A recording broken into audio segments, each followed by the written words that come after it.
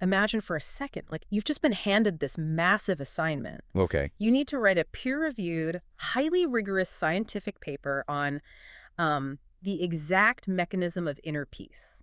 Wow. Good luck with that. Right. Like, how do you even put enlightenment into a spreadsheet? You really can't. Exactly. How do you take something as profoundly subjective, as ethereal as human consciousness or spiritual liberation and actually measure it? Do you, like, hook a monk up to an EEG machine and just wait for a light bulb to go off? It honestly sounds like the setup for like a paradoxical joke. Yeah. Because you're asking someone to take this ultimate intangible landscape, the human mind, and specifically these really ancient introspective practices that are actually designed to transcend normal thought. Right. And you want to just shove them into the highly rigid, quantifiable boxes of modern academia. It's a complete clash because normally when we think of a laboratory experiment, we expect total precision. You mix a specific acid with a specific base, apply an exact temperature, and the scientist points to a beaker and is like, there is the reaction. Yeah, cause and effect. Yeah. Very clean. But when you step into the world of ancient philosophy, specifically Buddhism, with these massive concepts like non-self or the Dharma, that laboratory beaker basically just shatters. You can't easily quantify it. But as we're going to explore today, what if you absolutely had to? Which is such a remarkable collision, really, of two completely different epistemologies. Yeah. Two entirely different ways of knowing the world. Because historically, spiritual and philosophical frameworks have, they've really resisted that rigidity of scientific categorization. Right. They don't want to be put in a box. Exactly. But resisting that categorization also means limiting how widely those frameworks can be practically applied in modern institutions. Which brings us perfectly to today's deep dive. Welcome, everyone. We are exploring this fascinating tension today, bridging the ancient wisdom of Buddhism with the hyper-structured world of modern academic research. It's a great topic. And our mission today is to unpack this incredibly detailed, really groundbreaking course syllabus. Yes, the methodology course. Right. It's called Research Methodology in Buddhism. It's a master's level course taught by Assistant Professor Dr. KhantongWattanapradith. At the International Buddhist Studies College. Exactly, which is part of Mahachulalongkornrod Chavidyalaya University in Thailand. I know, it's a mouthful, so we'll mostly just call it MCU today. But what they are doing there is incredible. We're going to show you how to take abstract curiosity and, transform it into highly structured, actionable knowledge. And I think it's vital to point out early on that this methodology isn't just an exercise in navel-gazing. Right. Knowledge is most valuable when it's understood and actually applied. Yeah. The ultimate goal of this course isn't just to study Buddhism as this, historical artifact. Like dusting off a museum piece. Exactly. The goal is to develop what they explicitly call Buddhist innovations. Okay, let's unpack this. Because when I hear the phrase Buddhist innovation, my brain immediately goes to Silicon Valley, not a monastery. Right. Tech startups and apps. Yeah. So what does that actually mean in practice? Well, it means creating practical, testable frameworks that solve real-world societal problems today. Okay. You're taking these ancient doctrines like mindfulness or the ethical precepts and engineering them into tangible solutions for things like modern healthcare or conflict resolution or environmental sustainability. So it's applied philosophy. Exactly. It's highly applied. So for you listening, whether you are literally sitting down to write a master's thesis right now, or you're just someone trying to navigate the absolute avalanche of information overload at your corporate job, the frameworks taught in Dr. Wattanapradith's course are essentially a masterclass in critical thinking. They really are universally applicable. But how does one even begin to teach that? Because my default mental image of studying Buddhism is, sitting silently in a hall, absorbing a teacher's lecture, maybe memorizing some ancient Pali chants. Yeah, that would be the traditional passive monastic model. But you really can't produce innovators through passive absorption. Because it just goes in one ear and out the other. Pretty much. If you just consume data, you forget it. So Dr. Wattanapradith's classroom fundamentally shifts that learning environment. The course uses an active learning methodology. Okay. In fact, the syllabus explicitly states that it treats students not as empty vessels to be filled, but as learner persons and innovative co-creators. I have to admit, innovative co-creators sounds a bit like corporate jargon. It does. It sounds like something a tech startup incubator would print on a t-shirt or a mug. How does that actually play out in a classroom setting where you're studying ancient theology? Well, the parallels to a startup incubator are actually quite strong and I think very intentional. Instead of a professor simply standing there reading a lecture, they use interactive lectures designed specifically to provoke debate. Oh, interesting. Yeah. The professor might introduce a concept from the Dharma, which, we can broadly define here as the universal truth or the teachings of the Buddha. Right. And then they immediately challenge the students to find its breaking point in a modern context. So it's like pressure testing the philosophy. Precisely. They also use intense case studies. How so? Well, students don't just read published Buddhist research to see what the author concluded. They dissect the paper methodologically.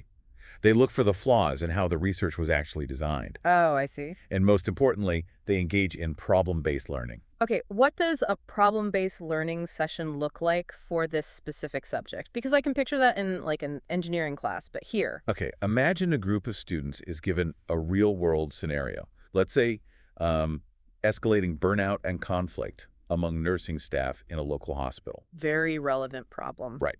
The professor doesn't give them a solution.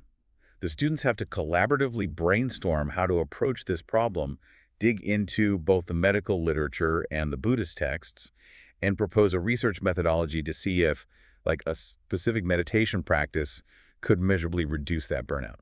Wow. It's basically a laboratory for the mind. You aren't just sitting on a cushion meditating on a concept. You are taking an ancient text, putting it in a centrifuge of modern academia, and seeing what applicable innovations spin out. And the syllabus mentions hands-on workshops too, right? Yes, absolutely.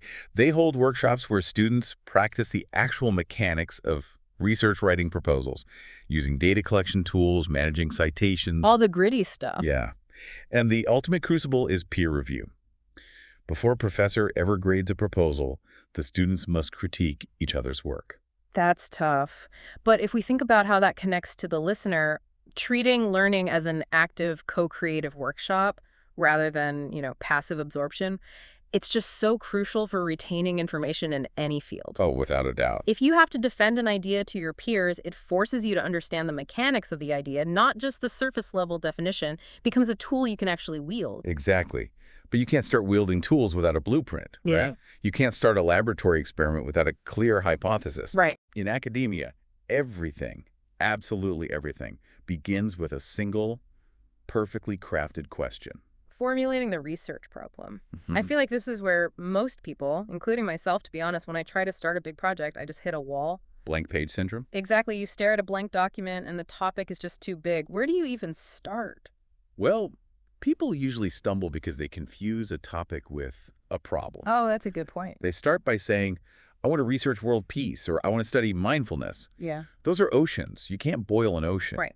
You need a highly specific mechanism to drill down from that massive topic into a specific addressable problem. And the course lays out a brilliant mechanism for this called the 5W1H framework. Yes, it's foundational. Which stands for what, why, who, where, when, and how. Let's actually walk through this mechanistically. Let's say I come into the class and I tell the professor, I want to study Buddhist conflict resolution. Yeah. That's my ocean. How do I use 5W1H to drill down? Okay, you start by asking what is happening. What is the specific phenomenon you are observing? Okay. Let's say I notice that interpersonal conflicts in corporate HR departments are increasing and traditional mediation isn't working. Good. Now, why is it important? Because if no one cares, it's not worth researching. Right. Well, it's important because it's leading to massive employee turnover, which costs companies millions, and it's causing severe psychological distress for the workers. Excellent. Now, who is affected and where does it occur? You need boundaries. Boundaries. Okay. It affects mid-level managers specifically, and let's narrow it down to the tech sector in Bangkok, Thailand. Perfect. Finally, how does it happen? Like, what is the mechanism of the failure? It happens because traditional mediation focuses entirely on external compromise, but it completely ignores the internal emotional volatility of the individuals involved. Okay, stop right there. Look at what you just did. What did I do? You went from this vague, massive ocean of Buddhist conflict resolution to a highly specific reality. Oh, wow. Yeah. Your problem is now the failure of traditional mediation to address internal emotional volatility among mid-level tech managers in Bangkok. You've anchored your abstract idea to a concrete reality. That is so much more manageable. I see. And that leads to the next step, which the syllabus calls identifying the knowledge gap, which I feel like is the holy grail of research, right? It really is. You have your specific problem, but now you have to figure out what part of that problem the rest of the world has somehow failed to figure out. Exactly. You ask, Yeah. what do we still not know? So in your corporate mediation example, you might look at all the existing literature. Right. You find plenty of studies on corporate HR and plenty of studies on the Buddhist concept of the Four Noble Truths, which is essentially this foundational framework for understanding and ending suffering. But the gap is that no one has put them together in this specific context. Yes. No one has built a step-by-step corporate mediation model based on the Four Noble Truths to address that internal emotional volatility. Which brings us to this really elegant formula Dr. Wattanapradith uses to structure the entire research project. Well, let's hear it. Problem leads to gap. Gap leads to question. Question leads to objective. And objective dictates the methodology. That's beautifully simple. So because you found that gap, your research question naturally emerges. How can the Four Noble Truths be applied to develop a new conflict resolution model for mid-level managers? It is so clean when you break it down like that. And the syllabus also categorizes these questions into 3 levels of difficulty, which I found totally fascinating because it really highlights the difference between like casual research and a master's thesis. Right, because not all questions are created equal. Yeah. The most basic level is the descriptive question. This is the what. Okay. For example, what are the key principles of the Four Noble Truths? That feels like something you could literally just look up on Wikipedia. Exactly. It's foundational, but it's essentially just a book report. It doesn't solve a new problem. Precisely. Yeah. It just lists facts. So to go deeper, you move to the second level, which is the analytical question. This is the how or why. Okay, give me an example. Like, how do the Four Noble Truths contribute to conflict resolution conceptually? Okay, that requires more thought. You actually have to analyze the relationship between 2 existing concepts. Right. But the syllabus states that the highest level, the level absolutely required for a master's thesis, is the synthetic question. The synthetic level. Yes. The how can, as in how can a new actionable conflict resolution model based on the Four Noble Truths be developed and implemented? Oh, I love that. At the synthetic level, you're no longer just describing existing things or analyzing the relationship between existing things. You are synthesizing something entirely new that did not exist before you started the project. Exactly. You are building the innovation. But, even if you have a brilliant synthetic question, it might still be a terrible idea to actually pursue. Oh, very often it is. Right. So to prevent students from wasting 2 years of their lives, the course uses this filter called the FINER criteria. It's an internationally recognized acronym for evaluating a research question. Let's break these down because I think anyone pitching a project at work could use this exact checklist. I completely agree. So the F stands for feasible. This is the ultimate reality check. Do you actually have the time, the funding, the technical skills, and the access to answer this question? Let me propose a bad question to test this. Let's say my synthetic question is, how can deep meditation alter the brain chemistry of every CEO in a Fortune 500? Right, so that fails the feasibility test immediately. Why? Because you do not have the funding for that many fMRI scans, and you certainly do not have access to 500 CEOs who are willing to just sit and meditate in a tube for you. The question dies right there. Got it. Okay, the I is for interesting. And the syllabus notes this doesn't just mean interesting to the researcher, right? Correct. It has to be interesting to the wider academic community or the stakeholders. Mm-hmm. If you are deeply fascinated by, say, the specific type of ink used in 12th century monastic ledgers. Niche. Very niche. But if literally no one else in your field cares about that ink, it's going to be very hard to get published or secure a grant. Makes sense. The N is for novel. This goes back to the gap we discussed. If you ask a question that has already been comprehensively answered by a team at Harvard 5 years ago, you are wasting your time. Exactly. Your question must contribute new knowledge. Then the E is ethical. Right. This is paramount, especially in qualitative research that involves human subjects. Does your research design protect your participants? Does it respect their privacy? Will it cause psychological distress? That's huge. Yeah. If you want to study how mindfulness helps with extreme trauma, you have to be very, very careful that your interview process doesn't re-traumatize the subject. Yeah, you have to protect the people you're studying. And finally, the R is relevant. This is slightly different from interesting, I think. It is. Relevant means it matters to society right now. It aligns with current policy issues or societal needs or current clinical practices. Okay, here's where it gets really interesting. When you combine the 5W1H framework with the finer criteria, you arrive at what the syllabus calls the golden formula. Yes. To pass the initial proposal stage, a student must clearly answer 5 things in their pitch. What is the problem? Why is it important? What is already known? What is still unknown? And how will this specific project contribute new knowledge? That's the golden formula. So, as someone who lives in this highly analytical world, tell me the truth. How often do people fail right out of the gate simply because they haven't run their idea through this finer filter? Honestly, it is the single most common point of failure. Really? Oh yeah. The quality of your findings depends entirely on the precision of your question. A vague question acts like a vacuum. It just sucks in every piece of loosely related data until you're completely drowning in noise. That sounds awful. It is. A precise, finer approved question acts as a shield. It tells you exactly what data to ignore. Which perfectly transitions us into the next massive hurdle. Because once you have that razor-sharp question, you still have to prove the gap actually exists. Yes. You have to prove to your committee that no one else has done this yet. And the only way to do that is to dive headfirst into the existing literature. Yes. The dreaded literature review. This is where academic dreams often go to die. Navigating the sea of knowledge, the course makes a very sharp distinction right up front about what a literature review actually is and what it isn't. Because I think most people, they just assume it's just the background section of a paper. That is a dangerous assumption. Why? Because a research paper as a whole is where you are developing a new argument and collecting new data. Yeah.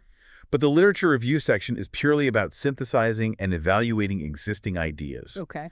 You are not adding your new innovation yet. Yeah. You are just mapping the historical and theoretical territory to show exactly where your new contribution will eventually be planted. The syllabus uses this fantastic, deeply relatable analogy here. They call it the hamburger analogy for structuring the review of a theory.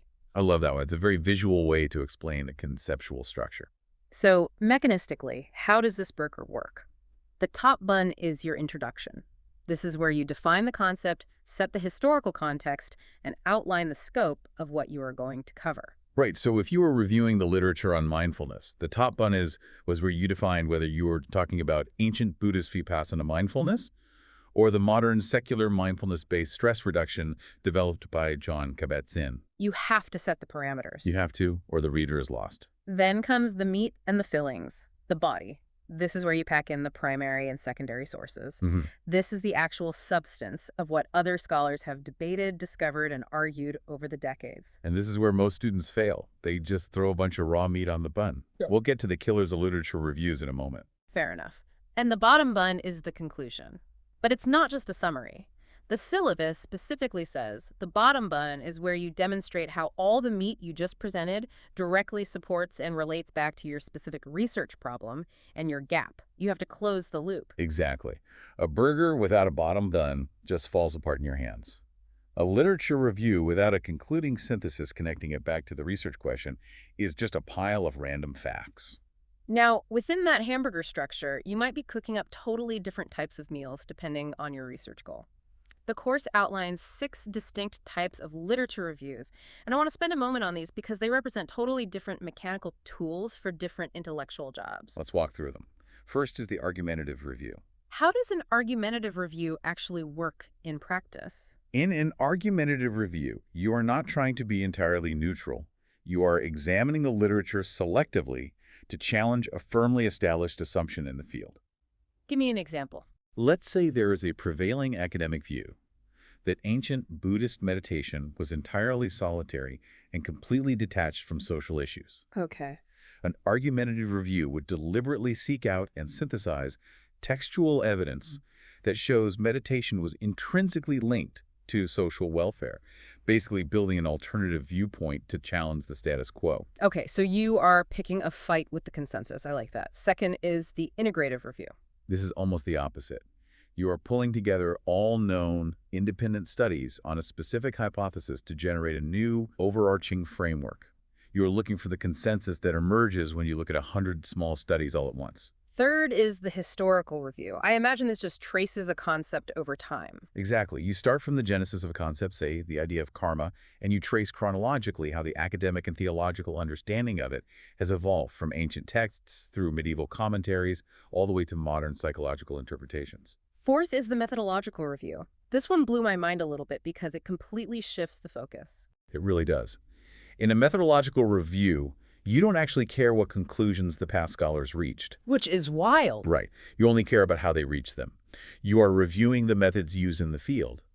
You might do this to prove that the past 50 years of research on a topic used flawed polling methods, and therefore a completely new qualitative method is justified. You're critiquing the tools, not the house. Exactly. Fifth is the systematic review. This is the most rigid and highly standardized type. You establish strict, unbending inclusion and exclusion criteria before you even start searching. Why? The goal is to ensure you look at absolutely everything relevant without any selection bias. This is where frameworks like PRISMA come into play. PRISMA. Yeah, the syllabus mentions this later on as a gold standard. What is PRISMA, practically speaking? PRISMA stands for Preferred Reporting Items for Systematic Reviews and Meta-Analyses. Think of it as a highly detailed, globally recognized flowchart. It forces the researcher to document exactly how many records they identified in a database search, how many were removed because they were duplicates, how many were excluded after reading the title, how many were excluded after reading the abstract, and exactly why. Wow. Yeah, it makes the literature review completely transparent and reproducible by another scientist. It totally removes any accusation that you cherry-picked your sources. And finally, the sixth type is the theoretical review. This is where you explore and compare the different theoretical frameworks used to approach a topic. You might compare, say, a Marxist interpretation of early Buddhist economics with a capitalist interpretation, analyzing how the lens changes the findings. So you have your question, you pick your specific type of review. Let's say you are doing an integrative review to find a gap. But how do you actually start finding the papers without just drowning? If you go to a university library portal and just type in Buddhism, you are going to get millions of hits. Which is exactly why the course teaches the funnel search technique. It is a mechanism to deliberately start broad and systematically narrow down to prevent cognitive overload. Let's trace the funnel. Stage 1 is the wide mouth. You search Buddhism, you get 3 million results. Totally useless. Right. Stage 2 narrows the scope. You add a qualifier, Buddhist ethics, you get 500,000 results, still entirely unmanageable. Yep. Stage 3 narrows it further, Buddhist ethics and the environment. Now you are down to maybe 10,000 results, getting closer. And still too many to read, though. Exactly. So stage 4 is the narrow tip of the funnel. You search specifically for the integrated concept, Buddhist environmental ethics. Now, you might have a highly relevant, manageable pile of 200 articles. But having a pile of 200 articles is still just a pile. You have to organize the chaos. The syllabus teaches visual mapping like spidergrams to group themes. Oh, I've seen those. Yeah, but the most powerful mechanical tool they recommend, and this is a game changer for anyone doing heavy research, is building a literature matrix. The literature matrix is brilliant. It's essentially a massive spreadsheet that forces you to read systematically. How do the columns actually work to reveal the gap? Okay, so your columns are typically author, year, objective, method, findings, and research gap. Okay. Let's say you read an article by a scholar named Smith from 2023. You don't just write a summary paragraph in a Word doc. You extract the data into the columns. Right. Smith's objective was X. He used qualitative interviews. He found Y. And, most importantly, in his conclusion, he stated that future research needs to look at Z. That goes right in the gap column. Then you read an article by a scholar named Somchai from 2024. You do the exact same thing. And suddenly, instead of trying to hold 50 different paper summaries in your working memory, you just look down the gap column of your spreadsheet. You can visually see exactly where the missing pieces in the field overlap. It's like a radar for finding your thesis topic. It really is. It forces you to read actively, as an investigator extracting data rather than passively reading like you would a novel. But even with a matrix, reading 200 academic papers is exhausting. And here is where the syllabus dropped my absolute favorite piece of pragmatic, unapologetically real-world advice for graduate students. It's called the 10-30-50 reading rule. It is an exercise in extreme cognitive efficiency. It really is. The rule is this. Out of your curated pile of literature, you pick the 10 most vital central articles and you read them completely, cover to cover, every single word. The core texts. Right. Then you take 30 related articles and you only read the abstract and the conclusion. You skip the middle entirely. Yes. And for 50 other articles, you literally just review the titles and the keywords. Now, I know you are someone who loves to dive deep. Doesn't skimming 80 papers feel a bit like you were missing the nuance? Isn't there a danger in skipping the methodology of 30 papers? See, I thought about that. My initial reaction was, this feels like cheating, but then I realized it's about managing cognitive load. Yeah. In any professional environment, you simply do not have the time to read every single word written on a subject. No one does. You have to triage information. If I read the abstract and conclusion of an article, and I realize their findings are totally tangential to my specific finer question, why would I waste 2 hours reading their 40-page methodology section? Exactly. It is the Pareto principle applied to research. You get 80% of the landscape awareness from 20% of the reading. Yes. It gives you maximum contextual awareness for the minimum time investment. You read the 10 core papers deeply to understand the mechanics of the field. You skim 30 to understand the consensus and the boundaries of the debate. And you scan 50 titles just to understand the vocabulary and trends of the landscape. I looked at that rule and thought, I can use this tomorrow. If I have to research a new software architecture for work, or even if I'm just looking into a complex medical condition for a family member, I don't need to read 50 clinical white papers cover to cover. I read the 10 most relevant ones deeply. I skim the summaries of 30 to make sure I'm not missing a major side effect, and I scan the headlines of 50 more just to know what terms the doctors are using. It prevents you from getting bogged down in the weeds of peripheral studies. It is a phenomenal tool. Yeah. But of course, even with great strategies like the funnel search, the matrix, and the 10-30-50 rule, students still fall into traps. The path is littered with failures. It's academia, after all. Right. Which brings us to a specific section of Dr. Wattanapradith's course that serves as a massive warning sign. The 7 literature review killers. These are the classic pitfalls that will sink a thesis before it even gets to the data collection phase. A committee will read your chapter 2, spot one of these killers, and just kick the proposal right back to you. Let's expand on each of these because the psychology behind why we make these mistakes is really fascinating. Okay, killer number 1 is the over-reliance on low-quality sources. We're talking blogs, opinion pieces, daily news articles, unverified websites. Right. And the reason students fall into this trap is because low-quality sources are usually easier to read. They're digestible. They're written in engaging, accessible language, whereas peer-reviewed journal articles can be incredibly dense and dry. But if you are writing a master's thesis, you cannot base your theoretical framework on a well-written Reddit thread or a generic blog post. Right. It undermines the credibility of the entire foundation. If the foundation is weak, the innovation you build on top of it will collapse under scrutiny. Killer number 2 is almost the exact opposite problem, a lack of landmark or seminal literature. This happens when a researcher is so focused on finding the newest, most cutting-edge papers that they ignore the bedrock of the field. Oh, I see. If you are writing a paper in physics and you don't mention Einstein or Newton, you look foolish. In the context of this syllabus, if you are writing about Buddhist psychology and mental states and you fail to reference the foundational texts of the Abhidhamma, you demonstrate a fatal ignorance of your own field's history. Let's pause there for a second because I saw the term Abhidhamma in the reading. What exactly is that and why is it a seminal killer to miss it?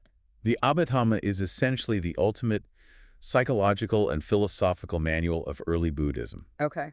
While the standard sutras are narratives of the Buddha's discourses, stories and parables, the Abhidhamma strips away the narrative and attempts to mechanistically categorize every single type of consciousness, mental factor, and material phenomena. Wow. It is an ancient, highly technical mapping of the mind. So if you are proposing a modern psychological intervention based on Buddhism, and you don't anchor it to the Abhidhamma, traditional scholars will immediately dismiss your work as superficial. That makes perfect sense. You can't build a roof without pouring the foundation.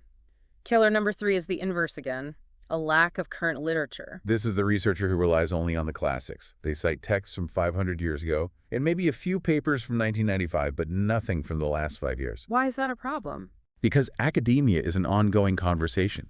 If you don't cite current literature, the reviewer is going to assume that your knowledge gap has actually already been filled in the last 30 years, and you just haven't bothered to check. Which brings us to killer number 4. And I really want to spend some time dissecting this one because the syllabus highlights it as perhaps the most insidious common trap. Description instead of integration and synthesis. Yes, the he said, she said book report. Exactly. It is so incredibly easy to just write, author A from Harvard conducted a study and found X. In a separate study, author B from Oxford found Y.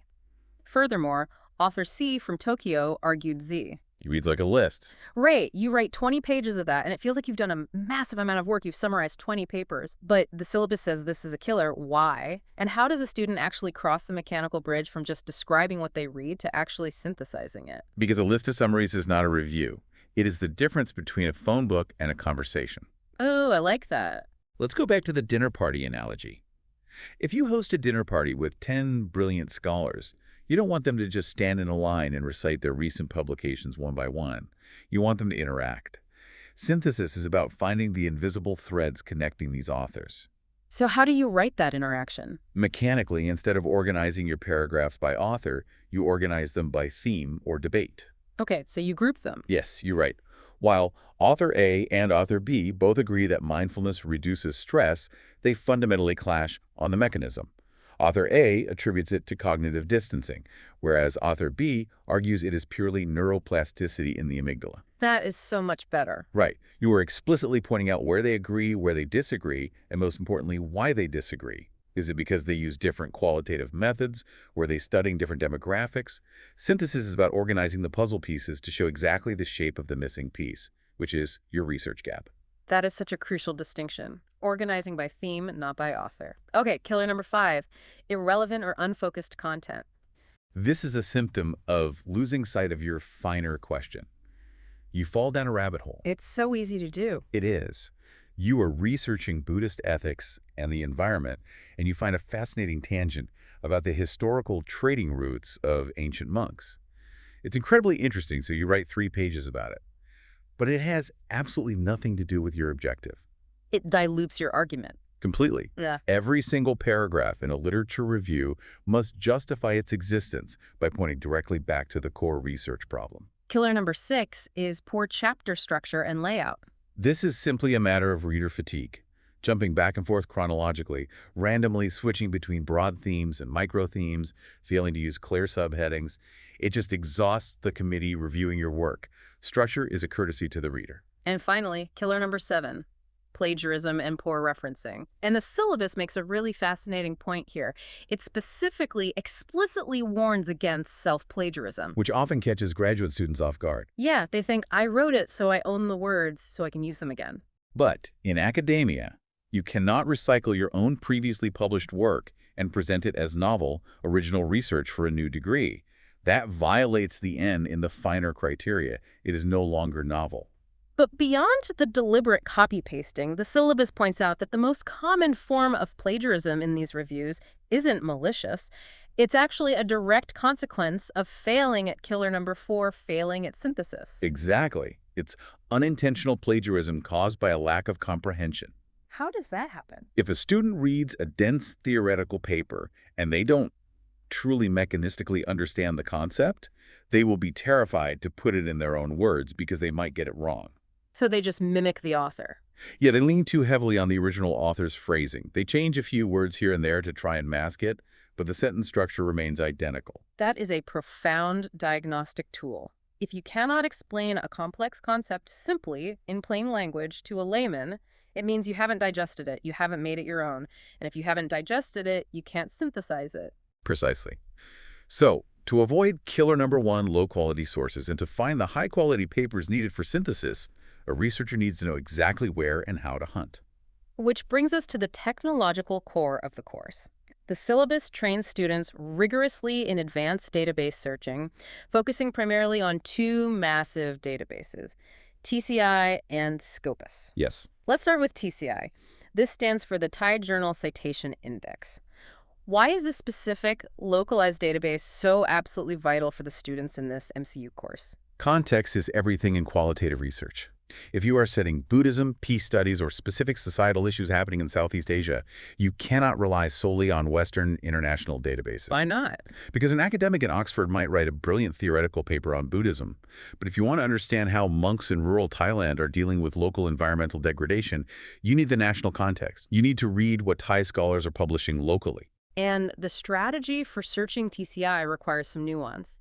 The course explicitly advises keyword expansion. If you are researching peace studies, you can't just type that one phrase and call it a day. No, because different authors use different vocabularies for the exact same phenomenon. Yeah. You have to run separate parallel searches for mediation, conflict resolution, reconciliation, harmony, You have to think of all the synonyms. and you must account for shifting synonyms across disciplines. You search for environment, but you also have to search for ecology. You search for Buddhist ethics, but you also try Buddhist morality. The syllabus also notes that TCI is a tiered system. Yes, this is crucial for avoiding killer number 1. TCI categorizes journals into groups based on their rigorousness and impact. Okay, so what's the breakdown? Group 1 is the highest national quality standard. These journals have the strictest peer review. Group 2 is recognized, but it's a lower tier. As a master's student, you want to prioritize mining Group 1 journals to ensure your theoretical foundation is built on rock, not sand. But the strategy they teach goes beyond just finding random articles. They advise a targeted approach, searching by leading authors. If you were doing your broad funnel search, Yeah. and you keep seeing a specific name pop up, say, a leading scholar in Thai Buddhist environmentalism, you pivot. You search specifically for that author. That's smart. You pull up every single thing they have published. You mine their reference lists to see who they are reading. You analyze their theoretical frameworks. Because the ultimate goal of searching TCI, as stated in the course, isn't just collecting a pile of papers to prove you did the reading. It is about discovering a meaningful research gap specifically within the Thai academic landscape. Exactly. It's about knowing exactly what your local peers have already done so you can figure out what localized innovation still needs to be built. However, a master's thesis at an international college like MCU must also meet global standards. You cannot operate in a local vacuum forever. To ensure you aren't spending 2 years answering a question that was just definitively answered by a team in Kyoto or California, you must master the international gold standard database, Scopus. Scopus is the big leagues, and navigating it is totally different from typing a query into Google. Google uses semantic search. It tries to guess what you mean based on your natural language, but Scopus is highly literal. You have to learn to speak the database's specific technical language. You are operating a machine, and the controls of that machine are Boolean operators. These are the foundational logic gates of database searching. Let's break down the mechanics of these logic gates. The big three are A and D, or R, and not. Using and D is how you narrow a search. If you search Buddhism and ecology, the database will only return papers that contain both words. So it filters out a ton of noise. Yes, if a paper is solely about Buddhism, it gets excluded. If it's solely about ecology, it gets excluded. Using or R is how you broaden a search, which ties back to the synonym expansion we talked about. If you search ecology or environment, the database pulls in papers that have either term, widening the net. And then you have and not. This is your scalpel. I love that one. It is used to cut out irrelevant, cluttering paths. If your research is strictly focused on Buddhism, but you find your search results are flooded with comparative religion papers, you type Buddhism and not Christianity and not Islam. The database instantly filters out those comparative studies, cleaning up your results. But it gets so much more granular than just Boolean logic. The syllabus teaches the use of field codes. I was looking at this, and the most crucial one they emphasize is title ABS key. What is the mechanical function of this code? When you just type a word into a database normally, it searches the full text of every article. Right. If you search the word mindfulness, the database might return a 50-page paper about corporate finance, simply because the author casually used the word mindfulness once in a footnote on page 40. Which is completely irrelevant. Exactly. The title ABS key code commands the database to restrict the search. It tells the computer, only return this paper if my keyword appears in the title, the abstract, or the official keywords list. If a word appears in those 3 places, it guarantees the paper is centrally about that topic. It's a relevance filter. That is so smart. And then they teach wildcards, like using the asterisk. Yes, the asterisk catches root word variations. If you type Bood with the asterisk, the database will automatically pull up Buddhist, Buddhism, Buddhistic, Buddhists. It saves you from having to type out every single variation with an OR operator. But the tool that absolutely fascinated me the most was the proximity operator. This is where I totally nerded out on this syllabus. They teach the use of WN, which means within N words. It is precision engineering applied to text mining. Explain how this works, because it's brilliant. If I use the A and D operator and search Buddhism and ecology, the database will give me a paper if the word Buddhism is on page 1 and the word ecology is on page 20, right? Exactly. They just both happen to exist in the same document, but they might not actually be related in the text at all. Right. But if you type Buddhism W5 ecology, you are commanding the database to only find papers where the word Buddhism appears within exactly 5 words of the word ecology. Yes. Like Buddhist views on modern ecology, ecology within the Buddhist tradition. It guarantees that the two concepts are inextricably linked in the author's actual sentences. It's incredibly powerful. I want to walk through a specific, highly complex search string provided in the syllabus, just to show how powerful this academic hunting can be when you combine all these tools. If you type this into a search bar right now, here's what it looks like.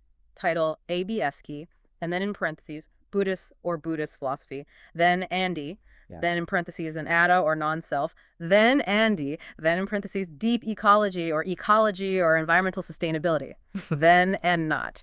And finally, Christianity or Islam. It looks like computer code, but when you parse it, it is a beautifully constructed logical filter. Right. Let's break it down mechanically.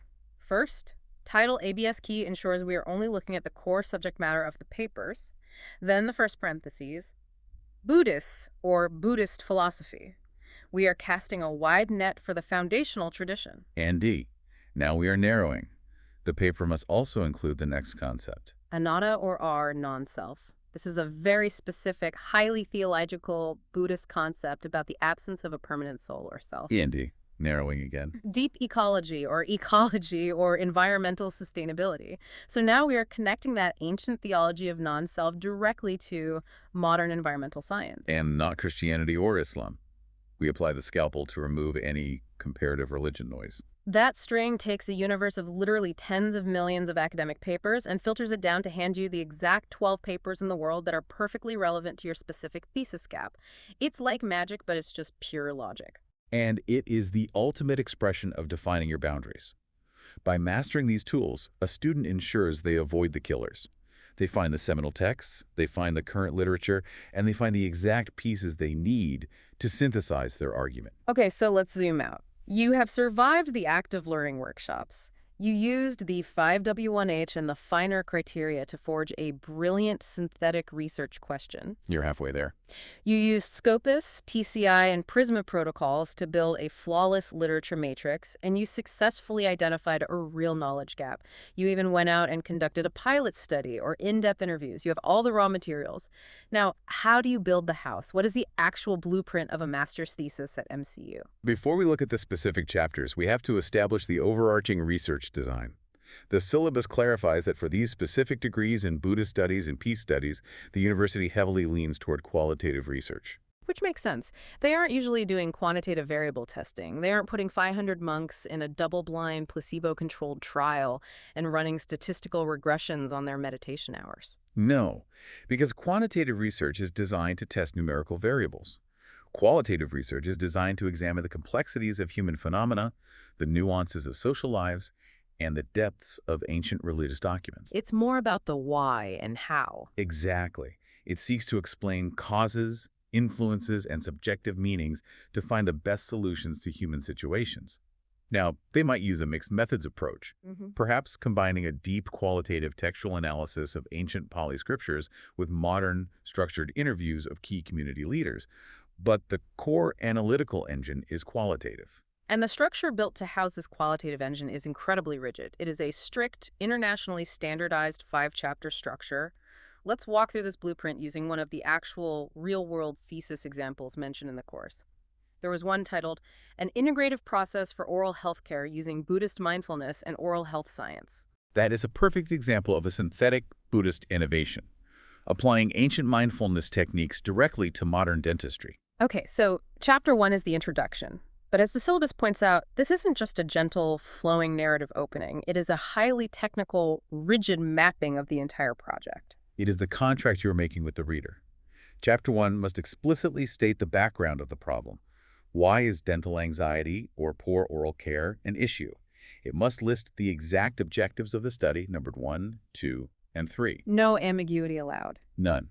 It lists the finer approved research questions. It strictly defines the scope of the study, who we're looking at, and where. It provides definitions of key terms. What exactly do we mean by Buddhist mindfulness in this specific dental context? And finally, the expected benefits of the research. Chapter 2 is Concepts, Theories, and the Review of Literature. This is the hamburger we discussed earlier. This is where the researcher deploys their Scopus and TCI matrix to prove that while there is literature on dentistry and literature on mindfulness, there is a verified gap in integrating them for oral health care. Then we move to Chapter 3, Research Methodology. This is the recipe. You have to explain exactly, mechanistically, how you were going to fill the gap you proved in Chapter 2. So for the oral health thesis, Chapter 3 is where you define your research design. You define your key informants. Are you interviewing 10 senior dentists? Are you interviewing 20 monks about mindfulness practices? What exact interview instruments or questionnaires are you using? And what is the timeline for data collection? It has to be detailed enough that another researcher could pick up Chapter 3 and replicate your study exactly. Which is the hallmark of good science. Yes. Then comes the main event, the heaviest part of the thesis. Chapter 4, Findings and Discussion. In the syllabus, they use an interesting visual metaphor for Chapter 4. They show an image of a layered cup of coffee. Let's explain the mechanism behind that metaphor because it perfectly illustrates qualitative synthesis. Think of a macchiato. You have distinct layers that blend together to create a new flavor. In Chapter 4, the rich, dark, foundational espresso layer is the theoretical framework you established in your literature review in Chapter 2. The ancient texts, the established science. And the fresh milk being poured in on top is your new raw data, the transcripts from the in-depth interviews you conducted with the dentists and the monks. Exactly. But you don't just present them separately. The discussion part of the chapter is the spoon stirring the cup. Ah, I love that. You have to take a quote from a modern dentist about patient anxiety and analyze it through the lens of the ancient text on mindfulness you cited in Chapter 2. You are cross-referencing your new findings with the existing literature. And what foams to the very top of that cup, the final mixed result, is your new model, your innovation. In this case, a new, testable, step-by-step process for using mindfulness in a dental clinic. It's the synthesis we talked about earlier, but applied to your own raw data. And finally, Chapter 5, Conclusions and Recommendations. What I found fascinating here is the strict, almost draconian discipline required in this final chapter. It must be a closed, perfectly logical loop. Yes, you are summarizing your findings based purely and strictly on the objectives you stated back in Chapter 1. So if Objective 1 was to analyze the current state of oral health care, you provide a conclusion specifically for Objective 1. Exactly. If Objective 2 was to understand the principle of mindfulness, you provide a conclusion for Objective 2. And the syllabus emphasizes in bold letters, do not introduce new information here. If you suddenly had a brilliant new thought about dental hygiene, but you didn't analyze it in Chapter 4, it absolutely cannot appear in Chapter 5. The structure does not allow for surprises at the end. It must be perfectly mathematically aligned with the beginning. You conclude the findings, and then you offer recommendations. And those recommendations are twofold, right? You offer practical recommendations, how clinics can actually use your new mindfulness model tomorrow. And you offer academic recommendations, pointing out the new gaps you discovered during your research, effectively passing the baton to the next generation of graduate students so they can start their own 5W1H process. And all of this, years of reading, matrix building, Boolean searching, interviewing, and synthesizing, ultimately has to be compressed into an abstract that sits at the very front of the paper. And that abstract must be strictly under 300 words.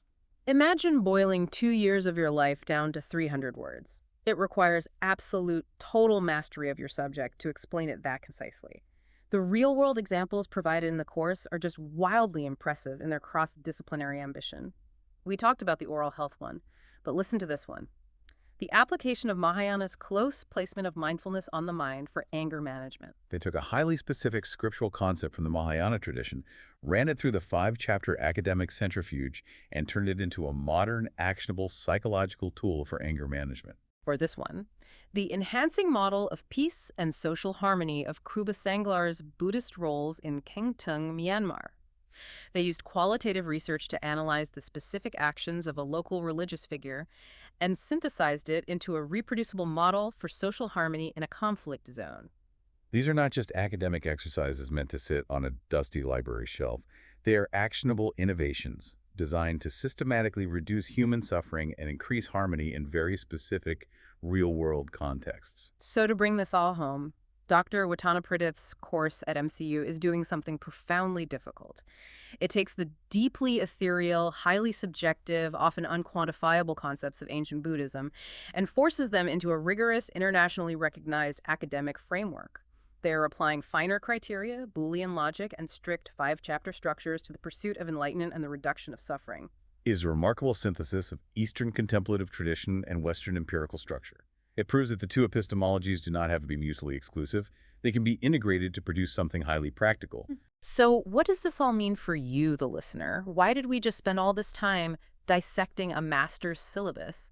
It means you now have the mechanical tools to cut through the noise in your own life. Definitely. The next time you face a massive, overwhelming research task, whether you are tasked with planning a major strategic pivot at work or you are trying to understand a highly complex political issue before an election, don't just dive blindly into Google and start reading opinion blogs. Stop. Treat it like a master's thesis. Apply the 5W1H framework to figure out what specific problem you are actually trying to solve. Run your objective through the finer criteria to see if it's even feasible. Use the 10-30-50 reading rule to rapidly triage your cognitive load and separate the core texts from the noise. Build a simple matrix spreadsheet to visually map out where the gaps in the arguments are. You now have the methodology to transform intellectual chaos into actionable clarity. But as we end this deep dive, I want to leave you with a final, slightly provocative thought to chew on. We started this whole conversation by talking about the fundamental tension between the fluid, subjective nature of Buddhism and the rigid, objective structure of a scientific laboratory. And despite all the brilliant frameworks we just discussed, that tension inherently remains. Yeah.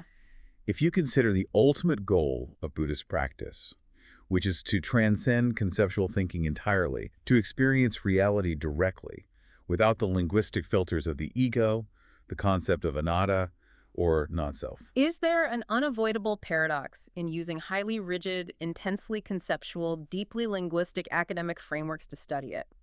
Can the scientific method, with its Boolean operators, its literature matrices, and its strict five-chapter structures, ever truly capture the essence of enlightenment? Or does the academic structure merely allow us to observe and measure the footprints that enlightenment leaves behind in the sand? It's a question that challenges the very nature of how we define and capture knowledge. Something to ponder the next time you're sipping a perfectly layered macchiato. Thanks for diving deep with us.